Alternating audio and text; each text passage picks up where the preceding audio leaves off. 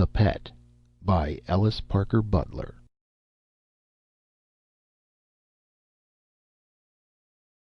On the morning following his capture of the hard-boiled egg, the Riverbank Eagle printed 2 full columns in praise of Detective Gubb, and complimented Riverbank on having a superior to Sherlock Holmes in its midst. "Mr. Philo Gubb," said the Eagle, "has thus far received only 11 of the 12 lessons from the Rising Sun Detective Agency's Correspondence School of Detecting, and we look for great things from him when he finally receives his diploma and badge. He informed us today that he hopes to begin work on the dynamite case soon. With the money he will receive for capturing the hard-boiled egg, Mr. Gubb intends to purchase 18 complete disguises from the Supply Department of the Rising Sun Detective Agency, Slocum, Ohio. Mr. Gubb wishes us to announce that until the disguises arrive he will continue to do paper hanging, decorating, and interior painting at reasonable rates." Unfortunately, there were no calls for Mr. Gubb's detective services for some time after he received his disguises and diploma. But while waiting, he devoted his spare time to the dynamite mystery, a remarkable case on which many detectives had been working for many weeks. This led only to his being beaten up twice by Joseph Henry, one of the men he shadowed. The arrival in Riverbank of the World's Monster Combined Shows the day after Mr. Gubb received his diploma seemed to offer an opportunity for his detective talents, as a circus is usually accompanied by crooks, and early in the morning Mr. Gubb donned disguise number 16, which was catalogued as Negro Hack Driver, complete, $22. But while looking for crooks, while watching the circus unload, his eyes alighted on Syrilla, known as Half a Ton of Beauty, the fat lady of the sideshow. As Syrilla descended from the car, aided by the living skeleton and the strong man, the fair creature wore a low-neck evening gown. Her arms and shoulders were snowy white, except for a peculiar mark on one arm. Not only had Mr. Gubb never seen such white arms and shoulders, but he had never seen so much arm and shoulder on one woman, and from that moment he was deeply and hopelessly in love. Like one hypnotized, he followed her to the sideshow tent, paid his admission, and stood all day before her platform. He was still there when the tent was taken down that night. Mr. Gubb was not the only man in Riverbank to fall in love with Syrilla. When the ladies of the Riverbank Social Service League heard that the circus was coming to town, they were distressed to think how narrow the intellectual life of the sideshow freaks must be, and they instructed their field secretary, Mr. Horace Winterberry, to go to the sideshow and organize the freaks into an Ibsen Literary and Debating Society. This Mr. Winterberry did, and the Tasmanian Wild Man was made president. But so deeply did Mr. Winterberry fall in love with Syrilla that he begged Mr. Dorgan, the manager of the sideshow, to let him join the sideshow, and this Mr. Dorgan did, putting him in a cage as Wawa, the Mexican hairless dog man, as Mr. Winterberry was exceedingly bald.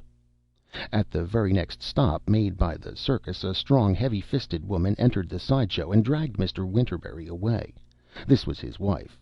Of this the ladies of the Riverbank Social Service League knew nothing. However, they believed Mr. Winterberry had been stolen by the circus, and that he was doubtless being forced to learn to swing on a trapeze or ride a bareback horse, and they decided to hire Detective Gubb to find and return him. At the very moment when the ladies were deciding to retain Mr. Gubb's services, the paper-hanger detective was on his way to do a job of paper-hanging, thinking of the fair Syrilla he might never see again, when suddenly he put down the pail of paste he was carrying and grasped the handle of his paste-brush more firmly. He stared with amazement and fright at a remarkable creature that came toward him from a small thicket near the railway tracks. Mr. Gubb's first and correct impression was that this was some remarkable creature escaped from the circus. The horrid thing loping toward him was indeed the Tasmanian Wild Man. As the Wild Man approached, Philo Gubb prepared to defend himself. He was prepared to defend himself to his last drop of blood. When halfway across the field, the Tasmanian Wild Man glanced back over his shoulder and, as if fearing pursuit, increased his speed and came toward Philo Gubb in great leaps and bounds. The Correspondence School detective waved his paste-brush more frantically than ever. The Tasmanian Wild Man stopped short, within 6 feet of him. Viewed thus closely, the wild man was a sight to curdle the blood. Remnants of chains hung from his wrists and ankles, his long hair was matted about his face, and his fingernails were long and claw-like. His face was daubed with ochre and red, with black rings around the eyes, and the circles within the rings were painted white, giving him an air of wildness possessed by but few wild men. His only garments were a pair of very short trunks, and the skin of some wild animal, bound about his body with ropes of horsehair.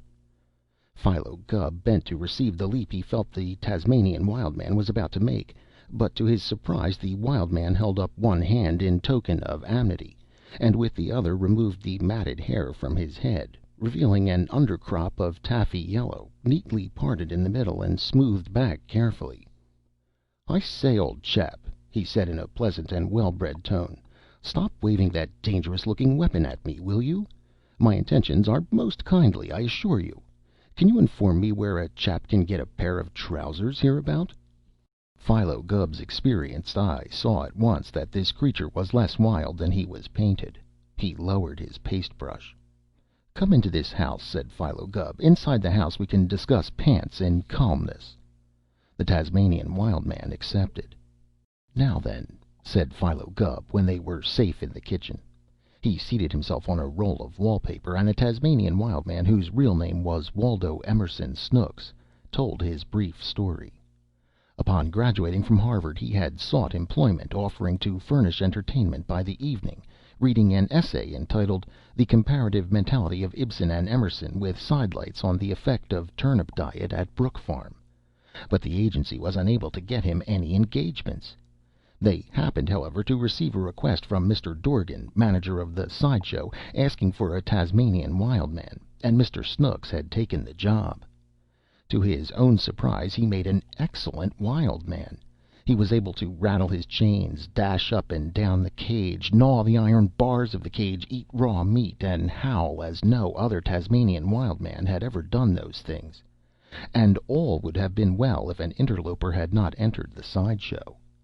The interloper was Mr. Winterberry, who had introduced the subject of Ibsen's plays, and in a discussion of them the Tasmanian Wild Man and Mr. Hoxie, the strong man, had quarreled, and Mr. Hoxie had threatened to tear Mr. Snooks limb from limb. "And he would have done so," said the Tasmanian Wild Man with emotion, "if I had not fled. I dare not return. I mean to work my way back to Boston and give up Tasmanian Wild Manning as a profession. But I cannot without pants." "I guess you can't," said Philo Gubb. "In any station of Boston's life, pants is expected to be worn." "So the question is, old chap, where am I to be panted?" said Waldo Emerson Snooks. "I can't pant you," said Philo Gubb, "but I can overall you." The late Tasmanian Wild Man was most grateful. When he was dressed in the overalls, and had wiped the grease paint from his face on an old rag, no one would have recognized him. "And as for thanks," said Philo Gubb, "don't mention it. A deteckative gent is obliged to keep up a set of disguises hitherto unsuspected by the mortal world. This Tasmanian Wild Man outfit will do for a hermit disguise, so you don't owe me no thanks." As Philo Gubb watched Waldo Emerson Snooks start in the direction of Boston, only some 1,300 miles away, he had no idea how soon he would have occasion to use the Tasmanian Wild Man disguise. But hardly had the Wild Man departed than a small boy came to summon Mr. Gubb, and it was with a sense of elation and importance that he appeared before the meeting of the Riverbank Ladies' Social Service League. "And so," said Mrs. Garthwaite at the close of the interview, "you understand us, Mr. Gubb?" "Yes, ma'am," said Philo Gubb. "What you want me to do is find Mr. Winterberry, ain't it?" "Exactly," agreed Mrs. Garthwaite. "And when found," said Mr. Gubb, "the said stolen goods is to be returned to you." "Just so." "And the fiends in human form that stole him are to be given the full limit of the law." "They certainly deserve it, abducting a nice little gentleman like Mr. Winterberry," said Mrs. Garthwaite. "They do indeed," said Philo Gubb. "And they shall be. I would only ask how far you want me to arrest. If the manager of the sideshow stole him, my natural and professional deteckative instincts would tell me to arrest the manager, and if the whole sideshow stole him, I would make bold to arrest the whole sideshow. But if the whole circus stole him, am I to arrest the whole circus? And if so, ought I to include the menagerie? Ought I to arrest the elephants and the camels?" "Arrest only those in human form," said Mrs. Garthwaite.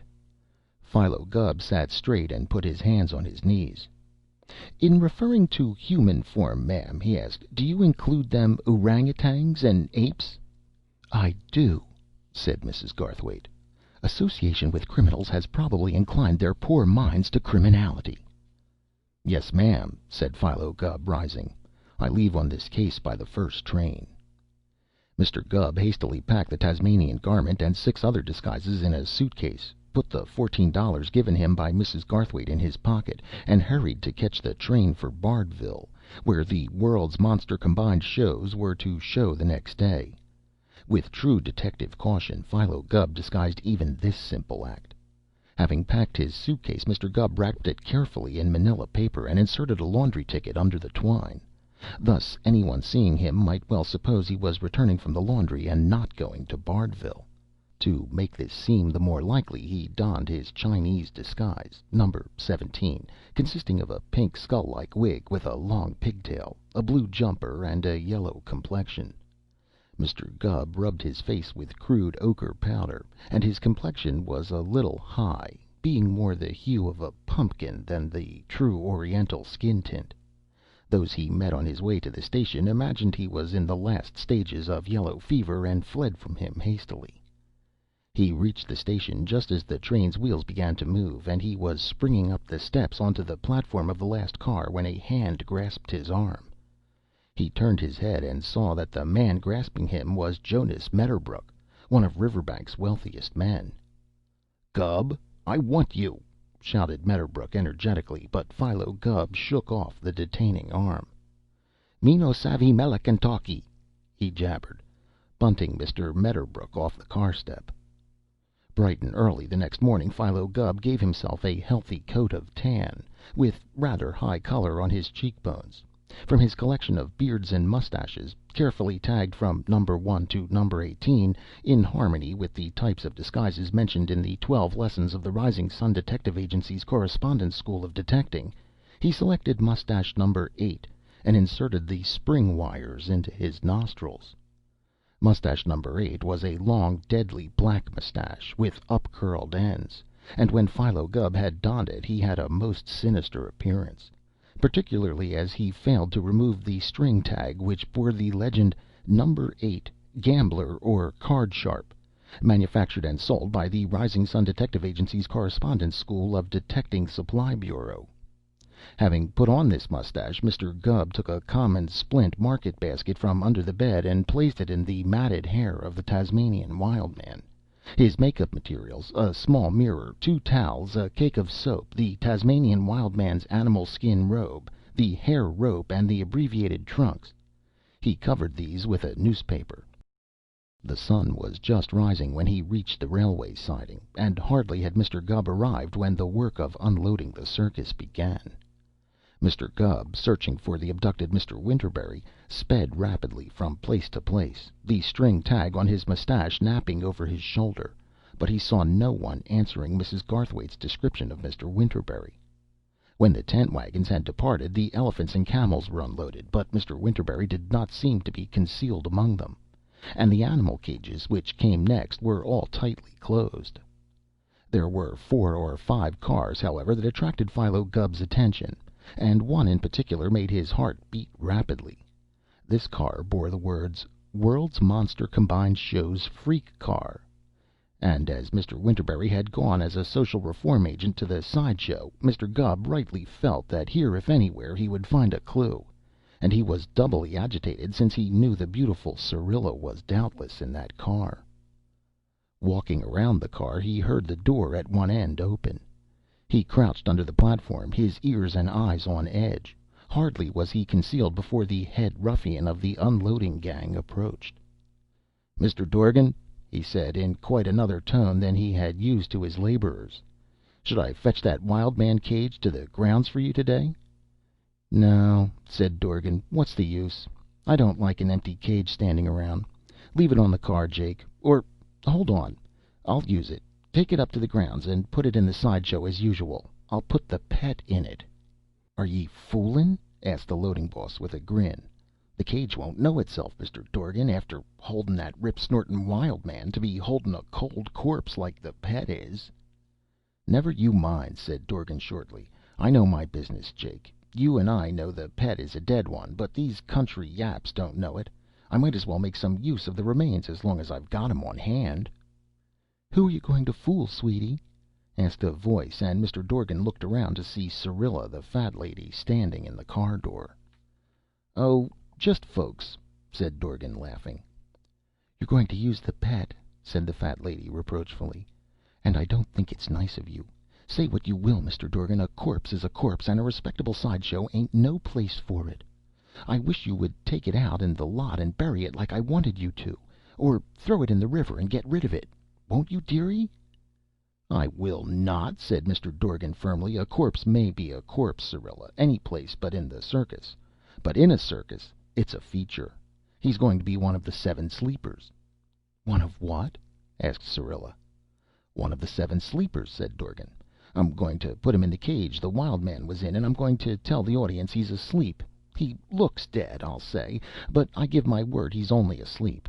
We offer $5,000, I'll say, to any man, woman, or child that proves contrary, then that we have documents proving that this human being in this cage fell asleep in the year 1837, and has been sleeping ever since. The longest nap on record, I'll say. That'll fetch a laugh." "And you don't care, dearie, that I'll be creepy all through the show, do you?" said Syrilla. "I won't care a hang," said Dorgan. Mr. Gubb glided noiselessly from under the car and sped away. He had heard enough to know that deviltry was afoot. There was no doubt in his mind that the pet was the late Mr. Winterberry, for if ever a man deserved to be called pet, Mr. Winterberry, according to Mrs. Garthwaite's description, was that man. There was no doubt that Mr. Winterberry had been murdered, and that these heartless wretches meant to make capital of his body. The inference was logical, it was a strong clue, and Mr. Gubb hurried to the circus grounds to study the situation. "No," said Syrilla tearfully, "you don't care a hang for the nerves of the lady and gent freaks under your care, Mr. Dorgan. It's nothing to you if repulsion from that corpse-like pet drags 70 or 80 pounds of fat off of me, for you well know what my contract is. So much a week, and so much for each additional pound of fat, and the less fat I am, the less you have to add onto your payroll. The day the pet come to the show first, I fainted outright and busted down the platform. But little do you care, Mr. Dorgan." "Don't you worry. You didn't murder him," said Mr. Dorgan. "He looks so lifelike," sobbed Syrilla. "Oh, Hoxie!" shouted Mr. Dorgan. "Yes, sir," said the strong man, coming to the car door. "Take Syrilla in, and tell the girls to put ice on her head. She's getting hysterics again. And when you've told them, go up to the grounds and tell Blake and Skinny to unpack the petrified man. Tell him I'm going to use him again today, and if he's looking shop-worn, have one of the men go over his complexion and make him look nice and lifelike." Mr. Dorgan swung off from the car step and walked away. The petrified man had been one of his mistakes. In days past, petrified men had been important sideshow features, and Mr. Dorgan had supposed the time had come to reintroduce them, and he had had an excellent petrified man made of concrete, with steel reinforcements in the legs and arms, and a body of hollow tile so that it could stand rough travel. Unfortunately, the features of the petrified man had been entrusted to an artist devoted to the making of clothing dummies. Instead of an Aztec or cave dweller cast in the countenance, he had given the petrified man the simpering features of the wax figures seen in cheap clothing stores. The result was that, instead of gazing at the petrified man with awe as a wonder of nature, the audiences laughed at him, and the living freaks dubbed him the Pet, or, still more rudely, the Corpse. And when the glass case broke at the end of the week, Mr. Dorgan ordered the Pet packed in a box. Just now, however, the flight of the Tasmanian wild man, and the involuntary departure of Mr. Winterberry at the command of his wife after his short appearance as Wawa, the Mexican hairless dog man, suggested the new use for the petrified man. When Detective Gubb reached the circus grounds, the glaring banners had not yet been erected before the sideshow tent, but all the tents except the big top were up, and all hands were at work on that one, or supposed to be. Two were not. Two of the roughest looking roustabouts, after glancing here and there, glided into the property tent and concealed themselves behind a pile of blue cases, hampers, and canvas bags.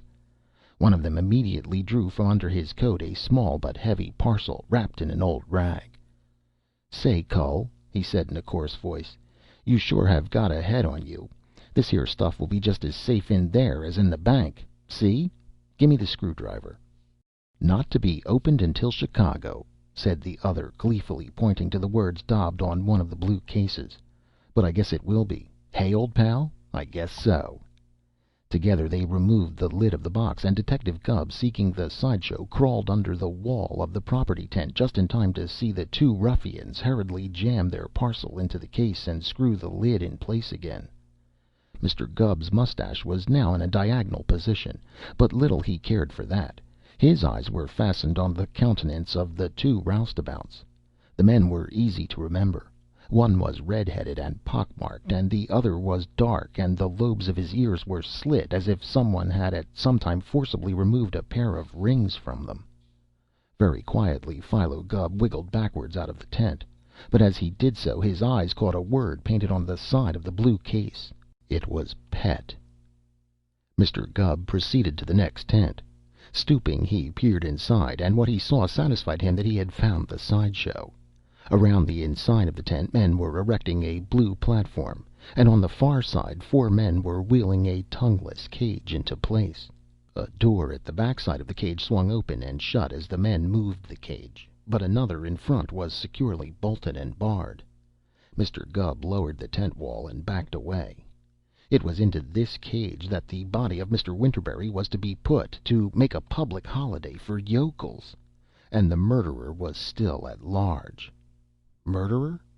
Murderers.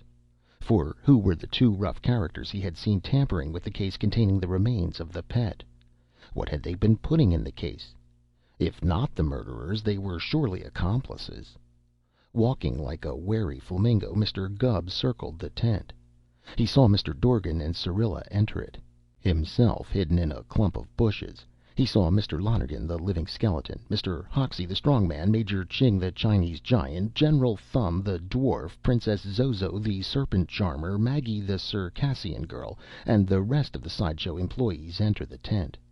Then he removed his number 8 mustache and put it in his pocket, and balanced his mirror against a twig. Mr. Gubb was changing his disguise. For a while the lady and gentleman freak stood talking, casting reproachful glances at Mr. Dorgan. Syrilla, with traces of tears on her face, was complaining of the cruel man who insisted that the Pet become part of the show once more, and Mr. Dorgan was resisting their reproaches. "I'm the boss of the show," he said firmly. "I'm going to use that cage, and I'm going to use that Pet." "Couldn't you put Orlando in it, and get up a spiel about him?" asked Princess Zozo, whose largest serpent was called Orlando. "If you got him a bottle of cold cream from the make-up tent, he'd lie for hours with his dear little nose sniffing it. He's passionately fond of cold cream." "Well, the public ain't passionately fond of seeing a snake smell it," said Mr. Dorgan. "The Pet is going into that cage, see?" "Couldn't you borrow an ape from the menagerie?" asked Mr. Lonergan, the living skeleton, who was as passionately fond of Syrilla as Orlando was of cold cream, "and have him be the first man monkey to speak the human language, only he's got a cold and can't talk today. You did that once." "And got roasted by the whole crowd. No, sir, Mr. Lonergan, I can't and I won't.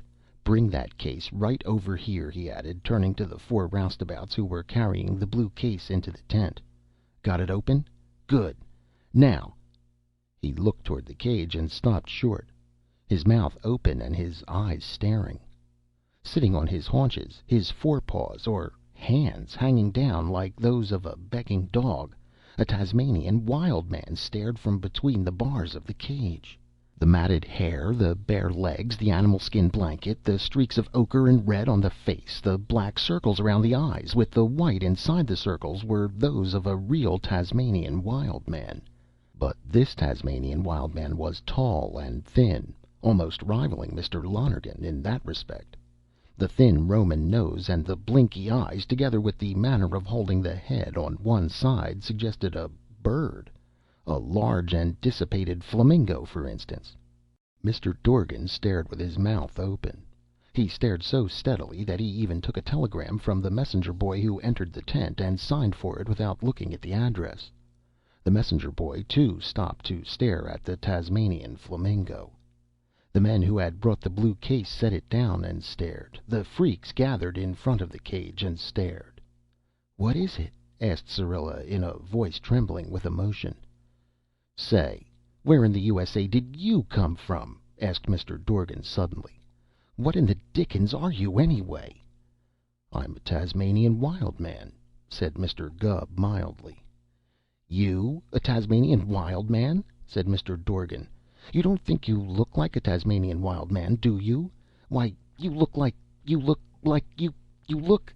"He looks like an intoxicated pterodactyl," said Mr. Lonergan, who had some knowledge of prehistoric animals. "Only hairier." "He looks like a human turkey with a piebald face," suggested General Thumb. "He don't look like nothin'," said Mr. Dorgan at last. "That's what he looks like. You get out of that cage," he added sternly to Mr. Gubb. "I don't want nothin' that looks like you nowhere near this show." "But, Mr. Dorgan, dearie, think how he'd draw crowds," said Syrilla. "Crowds? Of course he'd draw crowds," said Mr. Dorgan. "But what would I say when I lectured about him? What would I call him? No, he's got to go, boys," he said to the four roustabouts, two of whom were those Mr. Gubb had seen in the property tent. "Throw this feller out of the tent." "Stop," said Mr. Gubb, raising one hand. "I will admit I have tried to deceive you. I am not a Tasmanian wild man. I am a deteckative." "Detective?" said Mr. Dorgan. "In disguise," said Mr. Gubb modestly. "In the deteckative profession the assuming of disguises is often necessary to the completion of the clarification of a mystery plot." He pointed down at the pet, whose newly rouged and powdered face rested smirkingly in the box below the cage. "I arrest you all," he said, but before he could complete the sentence the red-headed man and the black-headed man turned and bolted from the tent. Mr. Gubb beat and jerked at the bars of his cage as frantically as Mr. Waldo Emerson Snooks had ever beaten and jerked, but he could not rend them apart. "Get those two fellers!" Mr. Gubb shouted to Mr. Hoxie, and the strong man ran from the tent. "What's this about arrest?" asked Mr. Dorgan. "I arrest this whole sideshow," said Mr. Gubb, pressing his face between the bars of the cage, "for the murder of that poor, gentle, harmless man, now a dead corpse, into that blue box there. Mr. Winterberry by name, but called by you by the alias of the Pet." "Winterberry!" exclaimed Mr. Dorgan. "That Winterberry? That ain't Winterberry. That's a stone man, a made-to-order concrete man with hollow tile stomach and reinforced concrete arms and legs. I had him made to order." "The criminal mind is well equipped with explanations for use in time of stress," said Mr. Gubb. "Lesson 6 of the Correspondence School of Deteckating warns the deteckative against explanations of murderers when confronted by the victim. I demand an autopsy onto Mr. Winterberry."